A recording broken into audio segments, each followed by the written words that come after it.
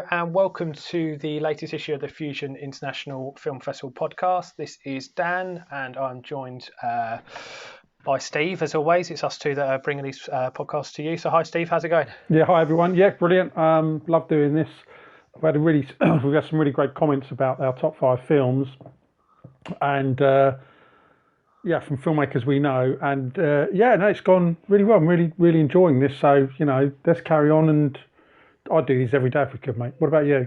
Yeah, absolutely. Yeah, so obviously everyone knows we both like to have a chat and a talk, and because we immerse ourselves so much in independent film, looking at sort of whether it's mainstream or Western sort of larger focused projects, it's sometimes a bit weird when I'm looking and going, oh yeah, that big there, because it's not cinema which I tend to follow. So plan of action for this one, and following in with the whole fusion, is as we noted, we're going to look at exploring our sort of top 5 foreign films. We're going to do these all in one podcast as opposed to breaking it down, because we know that you can't last being on the edge of your seats, and very much so. Foreign films, when I was studying film myself, sort of influenced me, and we see, a plethora. Most of our submissions are actually foreign films, or it's almost... Yeah, probably are actually. Foreign language films, yeah. Subtitled foreign language films. We've seen some amazing films through our festival, some incredible foreign films, to be fair. Yeah, absolutely, and that's the one thing I love. I know, even when I was studying film, and everyone go, "Oh no, I can't deal with reading the subtitles," and then you miss the action. And again, if humans are made up of different sort of mindsets, I think actually one thing I'd always say is the subtitles and the way you display them, and the font and the spacing plays a huge part, and in how a film's delivered. If you see one of the big thick black bar, tiny narrow white writing, close together font, it does take away from the viewing experience. But then if you see subtitles which are a bit bigger but they just fade and sit underneath without being in the box, I don't know about you, but I much prefer those to I'm not really bothered. watch. I know what you mean. The small ones is annoying, but other than that, I don't. It's never been an issue, and I don't understand how people say, "Oh, it doesn't get in the way." You ignore it and you just read, and it doesn't faze me. I just love films because I love films, and so it doesn't particularly make any difference if it's subtitled or not. The thing is, it's the influence as well, like where we were talking about obviously in our previous films. Actually, foreign films have played a huge influence, which we'll get into, because there's certainly one of mine very much so, which has influenced sort of Hollywood versions. But there are films, and people, although it's not in there, but Insomnia, which was the Christopher Nolan film with Robin Williams and Al Pacino, that was a remake of a Swedish film. And then actually, I think you've got the original. What was the? I think it was Dutch. Was it Gregory or Jeffrey Sluizer, who did the? Vanishing? I know. The one with the girl was buried underground. Jeff Bridges, wasn't he? Yeah. Yeah, but I love that's fascinating because. Yeah, it was The Vanishing, but he remade his film, didn't he? So he done it, and then he remade it with a happier ending. I think.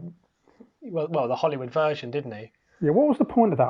Funnily enough, I've got a film here that they've done that with, and when I get to it, and we'll be no doubt slagging off the remake for exactly the same reason. It's just utterly pointless. Just do not get it.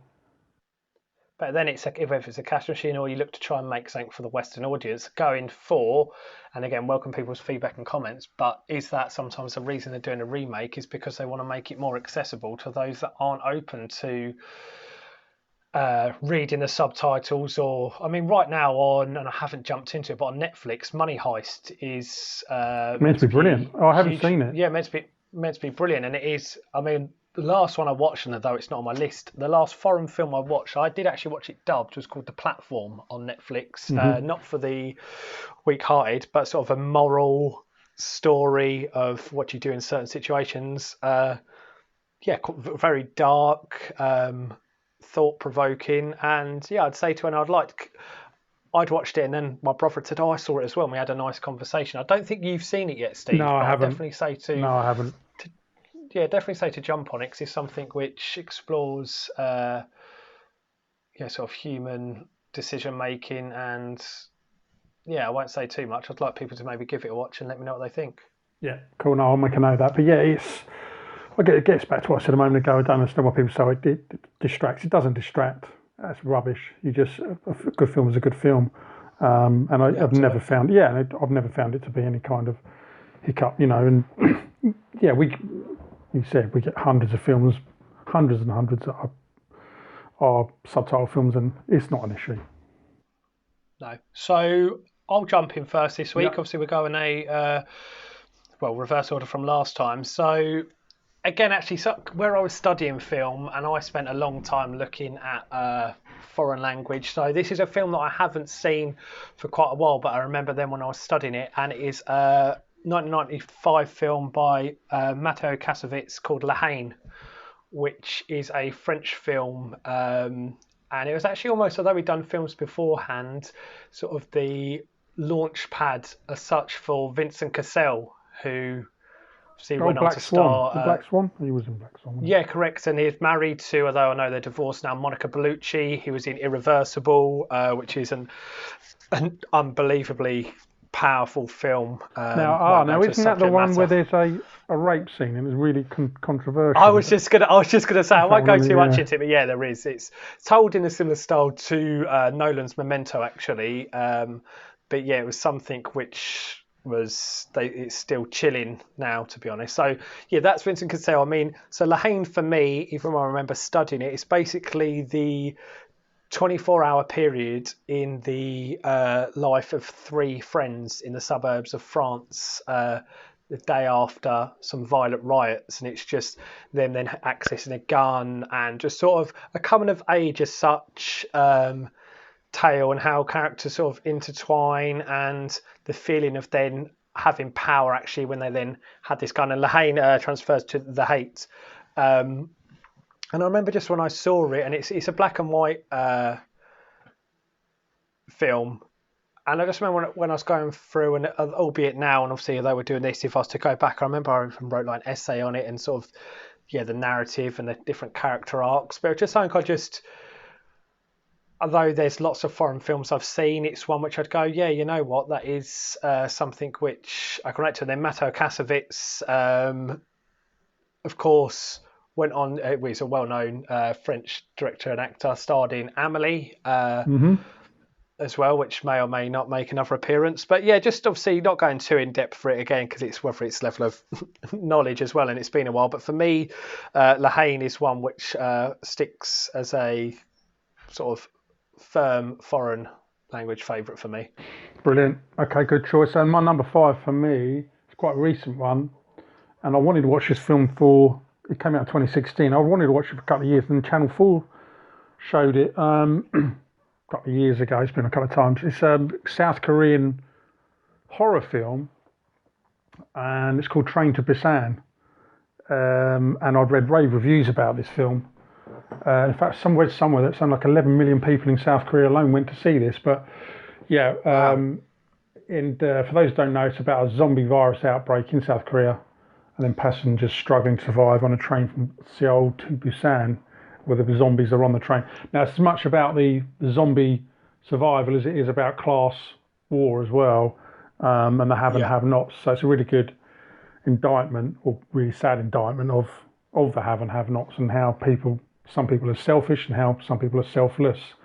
Yeah, really good film. And really, really worth. In fact, they're about to release a sequel. The director, Sang Ho Yoon, or Yoon, I don't pronounce it. He's in post-production on the sequel. It's obviously a massive hit. And I've seen hundreds of zombie films, series, and I'm sure we all have. So it really needs to be well made. And this was extraordinarily well made, and it's absolutely gripping all the way through. And people you think they're going to make it, no, and people you think aren't. It's really, I don't want to give anything away, but it's really twisty, and it's a fab film. So if you can get to see it, do. Brilliant. I was just actually looking as well, because it was nominated down as in Cannes, and obviously then looking at Korea. Obviously we know the success of Parasite, and again where that was a big turning point in cinema, I think, with the Oscar success of Parasite, because also, and to be honest, I haven't seen Parasite yet. It's on No, my nor list. have I I. haven't got around to seeing it. Obviously, just as it was all wrapping up, didn't see it. But it was Stormpiercer, wasn't it? That Oh, Snowpiercer. Yeah, and Snowpiercer. I've seen Snowpiercer. That's it. Snowpiercer. It's Yeah, the same. Yeah, that's on Netflix or was. And in fact, on Netflix, yeah. they're about to release the series with Jennifer Connelly. Right. Okay. Because it was Chris Evans was in the film, wasn't it? Yeah, And although it's quite good. um, Really enjoyed it actually. that's the thing there, obviously, again, as we always say, everything film's subjective, and sometimes if you can immerse yourself into something, and then sometimes you're always, and everyone says, oh, just looking for a no-brainer film, because sometimes you are looking for the different layers and different narratives, and obviously intertwining, etc., etc. And actually, that'll bring me to, again, it's another film I studied, but I have seen a few times since. So the film for me, which I'm putting in my fourth place, as it were, is a Meros Peros, which is a Mexican film from 2000. It was directed by Alejandro Gonzalez Inarritu, and it's actually a film which is similar premise. I don't know if you've seen it, Steve. It's similar No, premise to haven't seen Crash, the Crash. I've 2002 seen film, I think. Crash. Right. Yeah. Yeah, so it's the intertwining stories of characters after a car crash. Um, and yeah, just for me, it's the way again the story is told. The setting is a bit dark and it's gritty. There's the story. There's actually a dog plays a part in all the stories. So there's a model who breaks her leg. I can't just remember that now. So I think it's her dog. She's a model. She looks out of her window and she can see herself on the billboard. But then her little handbag dog, as it were, which I think is a Chihuahua, falls underneath the floorboards and gets stuck under there. And in her efforts to try and get him, her foot then goes through the floorboard and then she breaks her ankle. Oh. And then so that's her story. And then there's another guy, which the sort of the tale which I found more gripping was dog fighting and sort of his journey. So it's a film which is it's sort of a what do they call it? I think it's a triptych or where it is sort of Well, it's three distinct yeah, stories. a triptych, yeah, or trilogy, Yeah, that's it. Yeah, or a troika, I suppose you could call it. But yeah, yeah. a Just that's the triptych. thing where they're just sort of covering different characters and their because I think it's Gail from again a film which albeit it's not here. Motorcycle Diaries. Gail Garcia Bernal, he's one of the characters in it, as is Emilio Echeverria, who you'll know from Babel and she was in Die Another Day, and a few other films. But yeah, this one here, it's the whole sort of the way a foreign language film covers the harsh realities of life. And explores it down sort of different avenues. So again, I think the last time I saw that must have been pre 2015. I think it might have been a Film 4 one, but again, it's just maybe similar in a way to La Haine because it is looking at different characters and how they're dealing with scenarios. But yeah, that's one for me which would make my my top 5 foreign films. Sounds like a good choice. I haven't seen that one. My next one, I suppose, it is number 4, and it's part of a trilogy. It goes back to 1994. Here you go, part of a troika trilogy, and it's by Krzysztof Kieslowski, and it's a 3 colour series. But I've gone for 3 colours red, which I thought was the best of them. I mean, they're all great films. I'll just read. I'd imagine most people have seen this because it's a really well-known film, and it's about a young model that lives in Geneva, and she meets a retired judge who's spying on his neighbour's phone calls. And it sounds a bit weird, which it is, but actually it's about relationships and about turn of events and it just how things can happen for no reason and coincidence. A really, really well made film. A fantastic director who sadly died quite a few years ago. And Irene Jacob plays Valentine is brilliant, as is Jean-Louis Triganon, who plays the judge.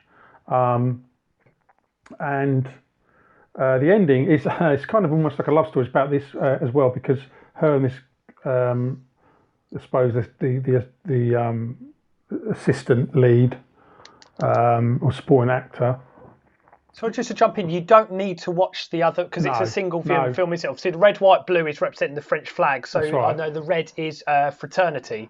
So Yeah, that's obviously right. it's a Yeah, it is. You tale. don't need to see. Yeah. Yeah, you don't need to see the other parts of it.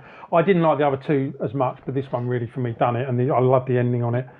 So yeah, that's well worth watching. Like I say, you won't have difficulty finding it. Well, I don't know, maybe it's on Netflix, but I'm sure you can pick it up quite easily. But yeah, stuck with me. I was going to say, what a great way of telling a story. And you look now and think of innovation and to go the three colours, red, white, and blue. And actually, what a way of sort of bringing a trilogy, albeit, yeah, the films can stand alone and to have their own sort of symbolism. It's actually something which is, yeah, really, I just like the whole styling and idea of it as well. When they did come out, it's It's also really when they come yeah. out when I'd seen them. I saw this on the TV. I saw it on a small screen. No 16 by 9, no widescreen when I first saw it. So and I've seen it since. But I remember it stuck with me, and it is a fantastic film. I've seen it a few times since. And like I said, it's a real shame that he died a few years ago, and he produced some fantastic work. This is probably the pinnacle of his work, Yeah. this trilogy. But yeah, it's just a really, really great film. Lovely story, and it's a lovely, like meandering storyline. Really enjoyed it, and it's one that I would heartily recommend. I mean, foreign film, when you can just immerse yourself in it, or just find it easy to watch.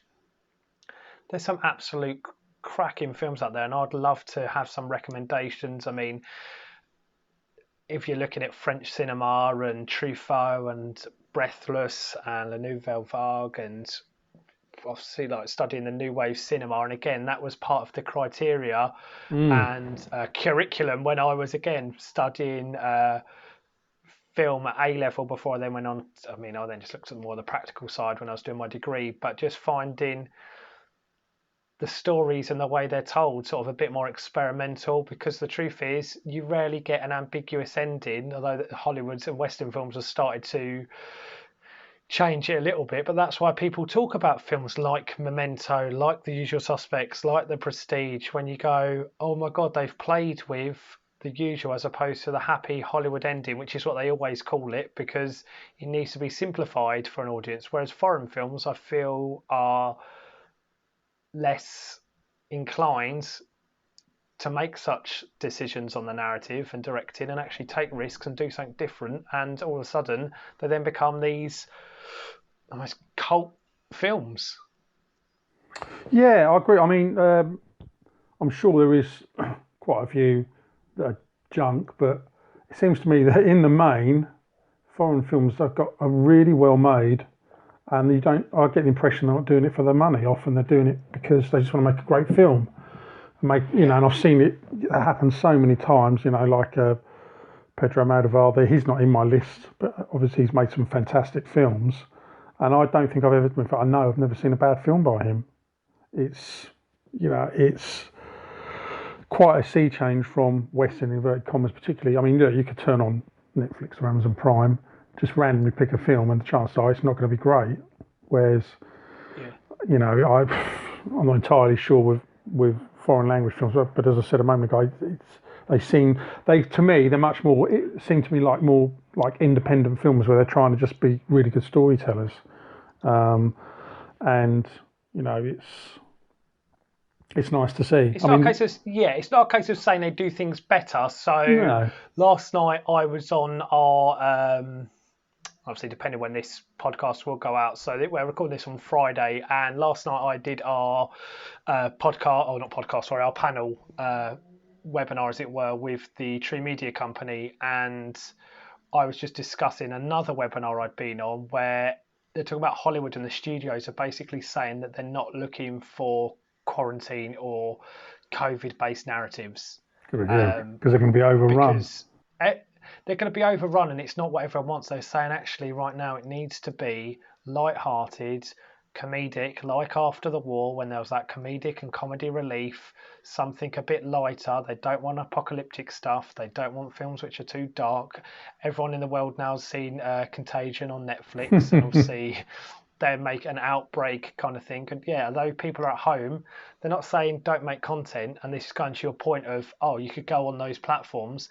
if you've got the right contacts, some content is being released and people are missing the good stuff. And we see on our festival circuits so much good stuff.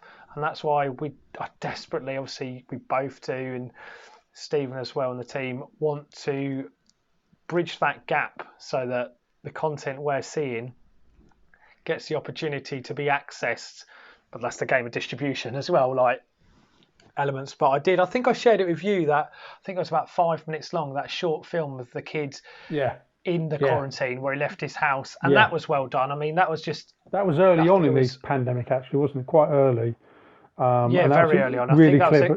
Clever film. I think it was a Korean film, really well done. And I looked at that and thought, that's cracking. That's a job well done. If anyone's interested, I'll get hold of a link and put it maybe in the comments on this, because it was a well done little short film, which actually colour grading and the sound design and a little bit of visual effects sort of captivated me. Actually, I got lost in it for a few moments and I enjoyed it. Yeah, I mean, I know we shouldn't talk about films at festivals, there's nothing to do with it, but on that point, when you think of really well made films, they don't have to cost the earth, but they can still look ravishing and really brilliant stories. Something like Lights and Shadows, which is a really great French film, and that's filmed in a chateau in France, and beautifully shot, like pastel colours, like shabby chic, which I actually hate that saying. It really bothers me, but it is, because it's all like the distressed look, which adds to it. And there's four or five stories in one film, so vignettes, I suppose you'd call it. And I really enjoyed it, really loved it. And that gets back to the point I was making. Well, actually, the point I suppose I'm trying to make there is how the story is so important. You go with these science fiction epics, which I know I talked about in my top 5 films of all time, or a couple of them, or a few of them. Sci-Fi Steve, Sci-Fi Steve, but actually, they don't have to be sci-fi epics. In fact, I know Train to Busan, is a horror film. Three Colours certainly isn't. And in fact, the few films I'll talk about in a minute are certainly not those, but they're all brilliant, fantastic stories. So, what you've got to say to yourself, what do people really want? Well, they want films that have got a really good story to them. And I know they say that 80% of the films are script. I'm certain that is true. Because we just want to be entertained. Yeah, I love Avengers Infinity Wars. It's eye candy, and it's actually really good. But, you can't really compare it to something like, I don't know, On the Waterfront or Citizen Kane, which I know completely different genres. But, lovely film as that is, you're talking a different league. So I know we're digressing now, but it's easy to see. Well, actually, no. What you said there actually allows me to jump into my film, which I've rated third, and it's a film which is basically it's set in its own sort of distinct universe. It's warm, it's funny, it's colourful, it's got unbelievable cinematography, it's endearing, and referring to previously where I mentioned Matteo Kassovitz, he stars alongside Audrey Tautou in Amélie, which is my third film by Jean-Pierre Jeunet. And it is a film, it's just all elements. Right now, give me that film, although it has obviously the ups and downs, but all day long in a period like this. I mean, the soundtrack, I've got that. It's a really good film. It's a feel-good film as well. It's a really uplifting film, and sort of the innocence of her. And it just, I can see why he chose it. It is a lovely story. There you go. It's a lovely story, isn't it? It's a lovely story. It's, the cinematography, just it's colourful. And even little bits when it is, so obviously, I remember when, relating to it, obviously, so it was when Princess Diana died, she drops her bottle in a bathroom, and then it sort of reveals the crack, and then all of a sudden this purpose, and what is my purpose? I've got to help people, I've got to be selfless, and then there's the scene where the blind man's crossing the street and she's describing to him everything you see. And in a time right now that we're living in, I think a lot of people are taking a step back. I value anyway, as I know you do, just sort of the little things, but even more so when we do sort of resume a level of normality, I want to make sure I'm even taking note and supporting, whether it's small businesses, and if I see people that even more so because sometimes, like even now, and it's frustrating. If I go out for a walk and try and do something, and I'll try and keep the distance, and someone then just walks by near me, or I step to the side and they don't say thank you, I think, oh, there's too many people that are just selfish. Going to go down a rabbit hole here, but selfish and self-concerned. Yeah, absolutely. Yeah, and that's the thing. Be selfless, think, rather than selfish. And obviously, I think the world's it's full of too many selfish people at the minute. But as long as we can carry on, and I know the audience and the people that we engage with are all of the same mindset, and I think as long as you can go, you know what, doing my bit, and if I see others, I was turning into sort of a therapy session, but that's what cinema can do to you. It's a film for me which just watching you can sort of get lost in. It's very sort of, when you look at films that create a different universe, whether you're going to say Wizard of Oz or American Beauty, those sort of films that are very rare, they're a rare film which holds that unique style to just take you elsewhere. And I think again there's not enough of those in the marketplace that I've been exposed to, and if not, then that's people that need to do better marketing, or I need to open my eyes more. But films like that, absolutely love, and it's got lovely artwork. It's fun and it's positive. Looks ravishing as well. Amelie for me. Yeah, it does. Amelie for me at number 3, which is then great because my little niece is called Amelie as well. Not named through that. And my third one, which is again is so much about the story because it's a very famous story. And the director, French director Jean-Paul Rappeneau, I checked, he's only actually made 9 films since 1958 to the present day. He's still alive. Really? Yeah, and the film is from 1990, so it's back a bit. And I saw this at cinema, and it's Cyrano de Bergerac from a time when Gérard Depardieu was actually making good films before he started to make anything for money.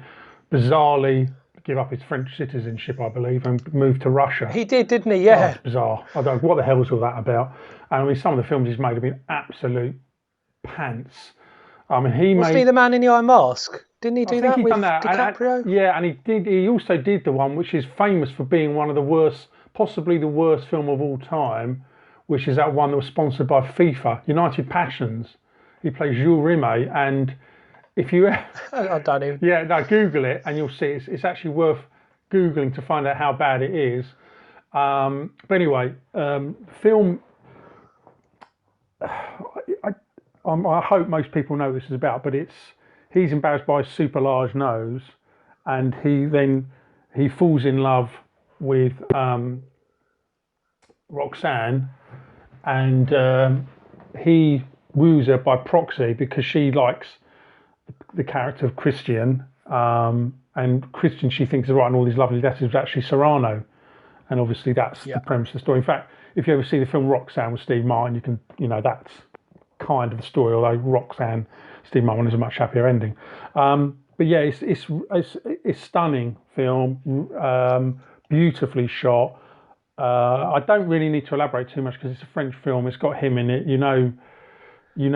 Like I said, I've given you the background to that version of Cyrano de Bergerac, and it's really, really incredible. And it's anyone should watch that. And if they really want to see great art on the big screen, then you can't go wrong with watching that. And as I say, the real sadness is that Depardieu was around that up until then and beyond then. I mean, I know Done Green Card and some other great films, but over the last 10 or 15 years, frankly, his output's been pants, and he's just... I've got a feeling, I'm going off a tangent here, allegedly, I'm saying... Not like you. No, yeah, allegedly, he was on an aeroplane, I have to check this, and couldn't be bothered to get up to go to the toilet, so actually urinated in a wine bottle on the plane. That's kind of... Wow. Yeah, that's the kind of level that he's fallen to. Well, if that's true, obviously we can't. Sure. Well, I don't know if that is true. Again, that's what I've said. Allegedly. Just to check on. Allegedly. There you go. Covered yourself. Yeah, I've covered myself. But it's interesting. Obviously, you're saying that he's not maybe working because of just choices. I just remember, and again, this just kind of on a tangent. A minute when actors just decide, oh, you know what, and how tough the industry is, and the people we meet, and if they're actors, obviously filmmakers, trying to get their break, and then you've got these people that have made it and then gone, no, I think I'm gonna quit acting. Like Matt Broderick, for example, I'm pretty sure that he just. Oh no, was it Matt Broderick? No, sorry, Rick Moranis. I know. Yeah, Obviously, he's it wasn't, well, he no, he's wasn't going to coming be an back to do a A-lister, film. but He's coming back to do a film. what is it? Is it the Flintstones 5 or No, something? it's I don't know. It's really funny. You're absolutely right. He did take a massive hiatus from filming, and I think wasn't that? Sounds like. Yeah, that was to do with his wife passing away, wasn't it? Quite a few years I think ago. I don't know if it's that, or obviously again for me, like growing up, Honey, I Blew Up the Kid, Honey, I Shrunk the Kids, and obviously then him playing Barney Rubber in the first Flintstones. So that was one that popped to mind. And then you got your Josh Hartnett, and I want to say Matthew Broderick, but I might be getting confused. But someone else, I know where they you're just thinking make of. these decisions. I'm pretty sure I know you're thinking of. He was in 30 Days of Night, and he was also in Pearl Harbor. It's him. No, that's Josh Hartnett. Josh Hartnett's, yeah. He's kind of retired. He just isn't turned he? around and said, "Yeah, I've done acting." I know. I saw an article not so long ago, and it's just that. But some decision, whether it's a decision, but of course, then you look and go, actually, and then to go deeper, Robin Williams and some of these people that are actually suffering, and some they have to make this decision. It's actually, and you'll probably know more than me, the Batwoman actress, CW does Batwoman. She basically called it a day after season 1 and said she just couldn't deal with it. The long hours and sort Is of that right? No, I didn't what know was that. needed from her. Oh, what? Now, hang on. Wasn't she the actress that was in John Wick too? I think she's got really short black hair, isn't she? Yeah, she's got. It's Rue. It's her. It is her. She's the one. I don't know if you've seen John Wick 2, but she plays like the arch assassin that's out to get him, and it's all through the mirrors, isn't it? That section. Yes, that's it. Aries, yeah. John Wick 2, that's it. So it's Ruby Rose. Ruby Rose, yeah. And yeah, just having it there. So that's who she is. I mean, Batwoman itself has got ratings of 3.5 out of 10. Kate Kane, 6 Justice for Gotham City as Batwoman. And yeah, the article I saw, she walked away from it. She can't, whether the series is going to come back for more with ratings like that. But again, that's just saying how hard the industry is. Some people are doing everything they can to get a foot in the door, and other people are going, she's not turning away from the industry. However, making such an abrupt decision like that to walk away from a project, of course, you're going to have justifiable reasons. I've only briefly just seen why, and the article spun it that she couldn't deal with the grueling schedule, etc., other reasons. But I would just find that fascinating. And going back to your Depardieu. Oh, well, let me just read this. This is from the Telegraph. I've Googled this one on the phone to you. I'll just read the headline. Gerard Depardieu's entourage, this is back in 2011, has said he tried to urinate into a bowl as discreetly as possible while on a flight and said he was sorry to have spilt some on the plane's carpet. There you go. That is actually a true story. Le gentleman. Le gentleman. So that's not me. That's all over the internet, and that's actually lifted directly from thetelegraph.co.uk. Wonderful. So that's your film that came in third. Yeah. So now I'm going to come in with the film which second for me. So this is a 1954 film, and actually just before we then came on to record this, I was then just having a look and just seeing that very few of the main cast are still with us. Obviously, you wouldn't expect them to be, but I didn't know if there was anyone that was still around. This is a film which set the template for Hollywood again, and it's Akira Kurosawa's Seven Samurai. Yeah, fantastic. A film which was remade in terms of being The Magnificent Seven, but a film in itself which, not necessarily the footprint, and again, my knowledge, I haven't seen once before, but I'd definitely say up there has been one of the films that set the footprint for there being multi-character narratives, where you've got the ensemble casts, and obviously, let's just say when you've done the original Ocean's films, but all the characters in this, you've got your young gun, the old person, the old sort of teacher, the stoic warrior. There's a love story in it, and then it's looking at the class system. And anyone that's seen Magnificent Seven, obviously, let's say the Yul Brynner version. So I know Chris Pratt and Denzel, etc., done the remake, which I've not seen. Again, cinema, as those that listened before with my dad, has always been really important. And my dad, he loves Western films. as in cowboys, not as in Western films. And he'd love Magnificent Seven. And then when I said to him, I was like, let's watch Seven Samurai. And all of a sudden it's like, wow, I never realised. Because he'd watched films like I said before, like Shane and just Oh, that's my dad's all the favourite. old Shane John is Wayne great. and everything. All those that he'd watch. And then whether or not I'd say it's Unforgiven, more obviously modern Hollywood ones. But I sat down and watched Seven Samurai with him a number of years ago. I was like, wow. I just didn't realise that he goes, that is almost, sort of the identical film. And again, it's the telling of a story and the different ways it can be done. And it's a great film. Sort of fantastic film. Yeah, it's an epic film. And I think George Lucas has paid homage to him as well, because there's elements of that in Star Wars. So it's a really, really good choice. Because it's a character arts, because when you watch a film and sometimes whether it can get confusing, but you need to have that focus where you can then look at characters and not just do something for the sake of it. And that's what, again, whether you're taught and you see, if you've got a cutaway shot or you're highlighting something, make sure it's got a purpose. And that's what a lot of editors or distributors will say, that someone will go, oh, my film's 108 minutes long. Yeah, well, we ideally need it to be 94. Is there any content which is just there for the sake of it? And when you're a filmmaker, you just think, oh no, I love all of it. Like, that's going to be a hard decision. With character arcs, sometimes adding all different characters and the decision to do so, the Seven Samurai, and then just have them all bring their own story into it, it could easily not have worked. All films, I know, but I mean, Kurosawa, it's a magnificent seven film. Sorry, but it's great, brilliant choice. Okay, so great stuff. So moving down to my second favourite foreign language film of all time.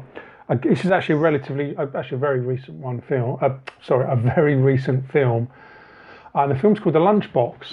And I saw this Oh yeah, you mentioned this. Yeah. Brilliant. It's a really different film, and it's actually about. I don't know if people know. I'd heard of this, but that in India, this is set in Mumbai. They actually have a lunchbox delivery system where the food is made at home by your partner, and then it's delivered to you in the office. And the way they make money is they have there's like a mini taxi service on bicycle and mopeds carrying hundreds of these blooming things and delivering them to their partners in the office. Anyway, the whole story is built around, it's a simple story. This guy gets the wrong lunchbox, and she sends it to who she thinks should have been obviously going to her husband, and it ends up going to him, and it does actually lead to a relationship, because Sajan, who she's accidentally sending to, is a lonely widower, and Isla, who's accidentally sending the lunchbox, is an unhappy housewife because she finds her husband's having an affair. I don't give too much away. Suffice to say that the film stars Irfan Khan, and many people know him from the adult Pi in Life of Pi. He's also the billionaire in Jurassic World that crashes a helicopter because he's an awful pilot. And also he was in Slumdog Millionaire as the police interrogator that actually believes the character in the end, and sadly died just a few weeks ago from cancer. But it's a really, really beautiful film, and it's spare, and there's not a great deal of. There's a funny bit in it that sticks in my mind is the woman that plays her aunt, who lives in the flat above. You never see, you only hear her voice, and all she does is drop a basket up and down between their flats. It's just a simple, silly thing, but it just adds to the film. But it's really, really worth catching. It was just on BBC Three at the moment it's on. Yeah, you mentioned it when you said it to me, and I was really like, again, having mentioned like at the minute, I've sort of got that desire to be just watching different films which can just escape. So yeah, that's definitely going to be one that I am going to check out, because that sounds like a really nice sort of story to tell. Yeah, and it's really sad about Irfan, who's actually my age, and he's got like these amazing, like bulging eyes. Really got a riveting look to him. He was a really, really famous actor, obviously in India, but globally he became like quite a big star. And it's a real shame. I mean, he was such a great actor, and he's really believable in this. But yeah, watch it. Simple story, clever story, beautifully made, and the two leads are amazing in it. No, that's the thing. I mean, actually, I'm just even thinking now, and it's weird when you think of foreign films. And I know Ifran Khan, our friend that you know, Steve Sani, who's someone that we met through work, and he introduced me sort of to Bollywood cinema. And there's the one, probably the most famous one. It's Shah Rukh Khan, who is a well-known face in Bollywood, and he said to me, "I'll watch this film to get a feel for it." Now, it's not made it into my list because whether or not, not a case of didn't appreciate it. It was 2 hours, about 3 hours long. But this was a film where it's a bomb disposal expert that then goes into a coma. It's then a love story coming out of it, and the woman looking after him. And I'm just sort of going down that route just because it is a style of, again, cinema. It doesn't just have to be your French or your Korean or a bit of your Spanish cinema or your Mexican. Bollywood actually, and there's even then the bit in it when they're doing the dancing, and it's honestly, this is a film where they've gone box ticking as such. Like the script's got to have everything, but actually, it was a good film, and I probably would watch it again if I had 3 hours spare, which I probably have right now. Well, the Lunchbox is actually still available to watch on BBC Three till I think about the 7th or 8th of June. So you can actually catch it now. Yeah, okay. On catch up, if you go into the iPlayer, you can watch it. But yeah, it's a really. It started off as a documentary, funnily enough, and then they morphed into the story. And then Irfan Khan, who was like I say, was an A-list actor, they wanted him in, saying the script, and he was like, "Yeah, I'm into this." So that's how they got him on board with this. And Nimrat Kaur, who plays Isla, she's very well known as well. But yeah, it's a great film. No, sounds good. And I will check that out when we're done.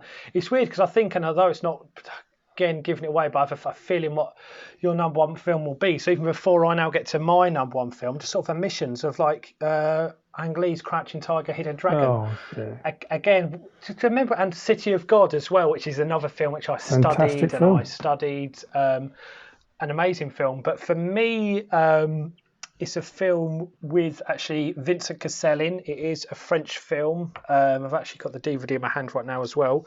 It's a film by Christophe Gans from 2002 called Brotherhood of the Wolf.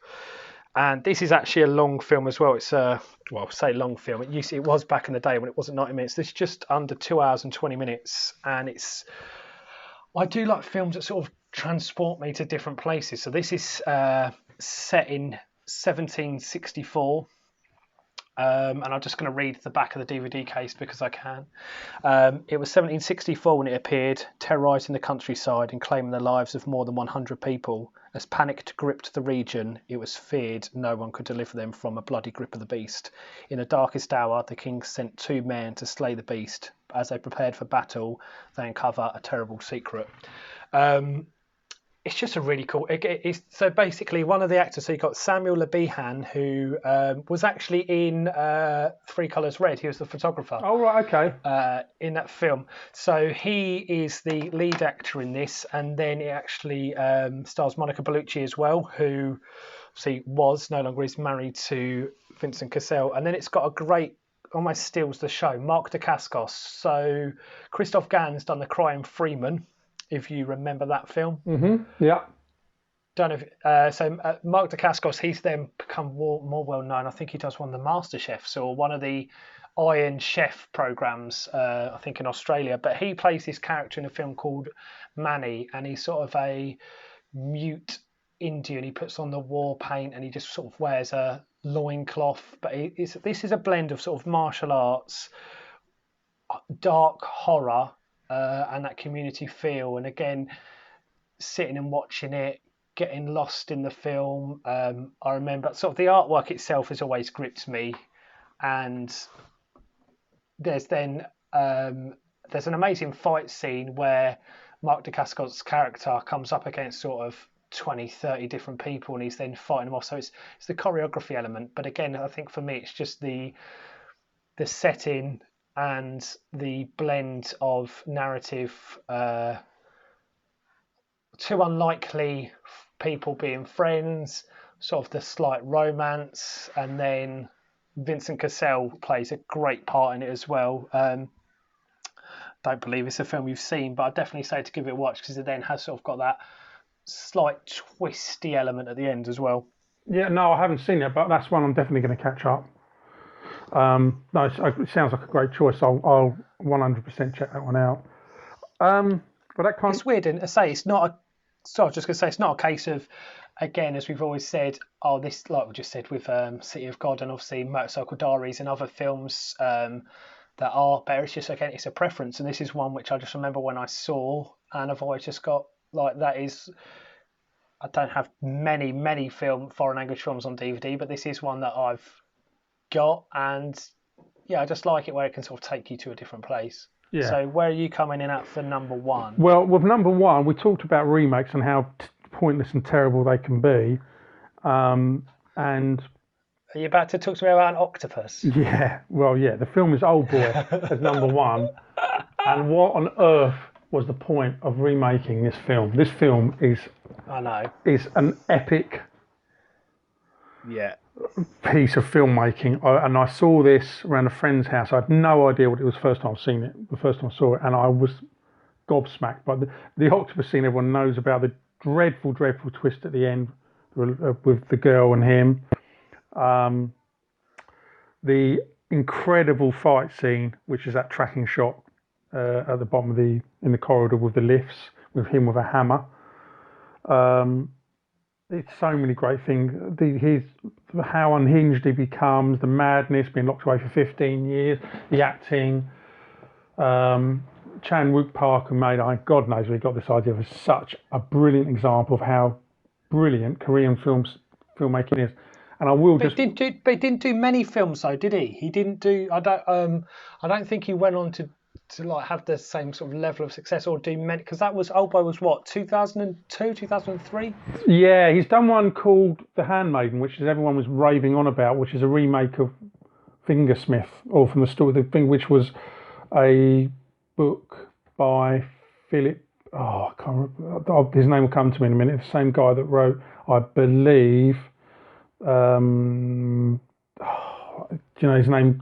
His name escapes me. But it's anyway. It's a remake of a book series that was in the UK, I think on BBC, and it had the girl from Billy Piper. I think was I think in it, but I might be wrong. But anyway, that's had rave reviews, and also done Stoker, which some people might know. But Old Boy is the one that everyone knows him for obvious reasons. With the Old Boy, the remake, we'll just mention why I felt it was so horrendous. One, okay, they've done a pretty decent job of the fight sequence. Similar sort of gig where they're trying to sort of replicate it. But there's a sequence in it, and this is, again, why would you do this? Have you seen it? I don't know if you've seen the remake, where he's on the football pitch, comes out of a box, and there's a load of football jocks giving him mouths, and he beats the shit out of them, which is fine, but it's done so crudely and badly, and I just couldn't understand the point of it.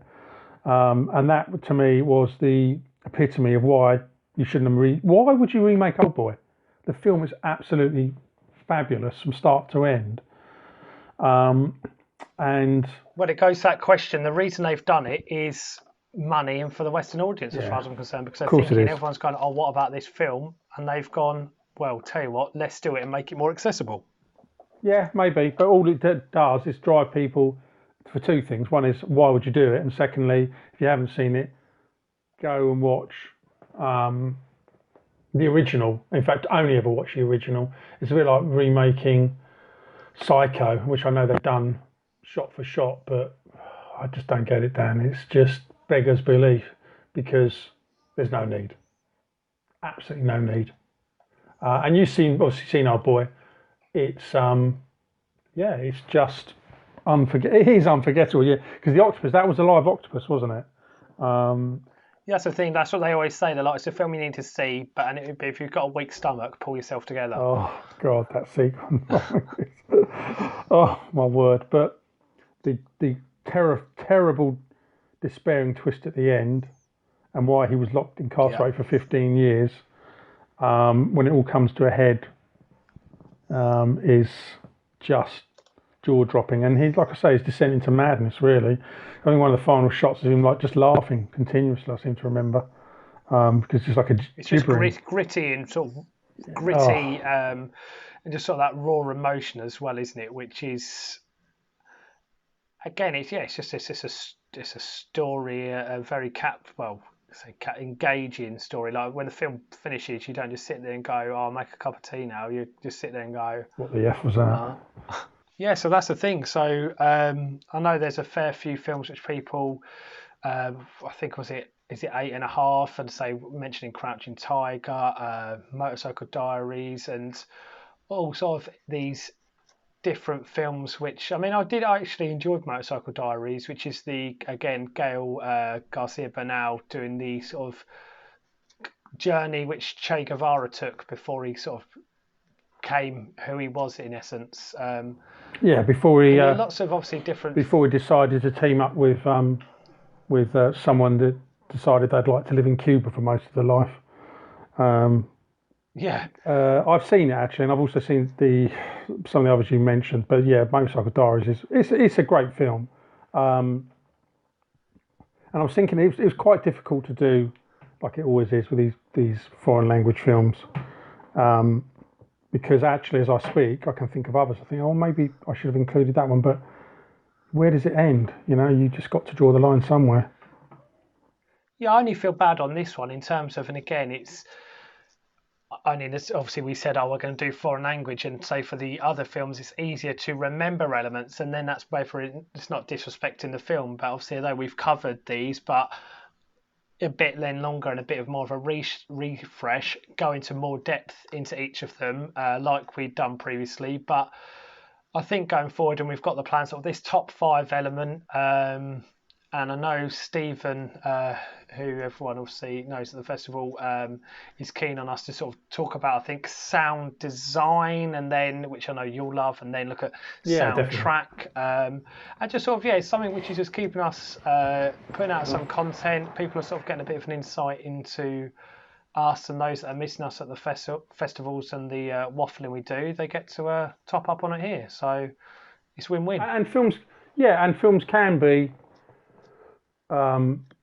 really move people you don't expect to. I mean, City of God is a prime example. I remember a friend of mine who'd never put down for a film watcher at all. If he did, it would just be, the usual popcorn fare, which I would normally watch. And I remember him telling me, I thought, well, if he's mentioned it's good, and he never sits down and watches kind of films, and it is a fantastic film. And that is a raw film as well. Oh, absolutely. Yeah, they've done a City of Men, and then I think they've done a spin-off series as well. Did they? Yeah, I believe so. Unless I know City of Men they came out with, but yeah, again, the slums in on Brazil. And it's funny, you can reevaluate films as well. I mean, this isn't a foreign language film, but I've watched Watchmen, which is on on Amazon Prime, and I hadn't seen it for ages. Funny enough, I've got it on Blu-ray, but I hadn't seen it for ages and ages. I put it on yesterday, and it's actually a really good film, and it got really slated, but actually it's probably Zack Snyder's best film, and so you can reevaluate stuff. You can go back and look at it again and think, why did it get such a poor press? Because it's actually bloody good. Well, maybe we should go and watch the remake of Old Boy, and we might change our opinions. No, I saw that recently. And mind you, everyone says about films that flunked. I know it's funny. I think Waterworld is an absolute cracking film, as is The Postman. So Kevin Costner has done no wrong. No, although the classic one, which was a massive flunk, were two that come to mind. One was It's a Wonderful Life, but more relevant, or probably more relevant to a lot more people, is Shawshank. Absolutely bombed when it came out. Yeah, I remember. And now, a lot of people's number one film. Yeah, people go in and go, yeah, sure. I mean, for me, that's a great film. Green Mile, I preferred. Not seen it. I've not seen Green Mile. Right, so we're going to end the podcast there because Steve's not seen Green Mile.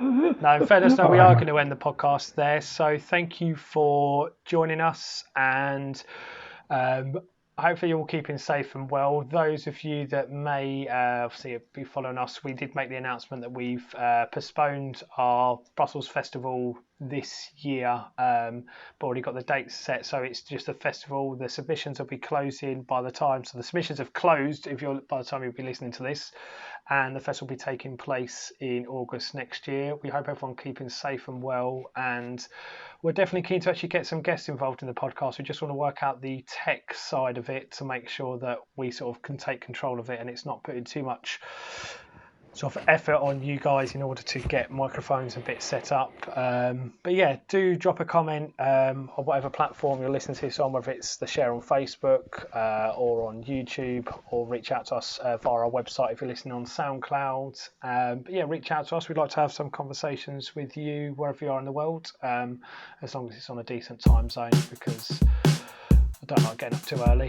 But yeah, thanks for joining us and take care. Take it easy. Bye-bye.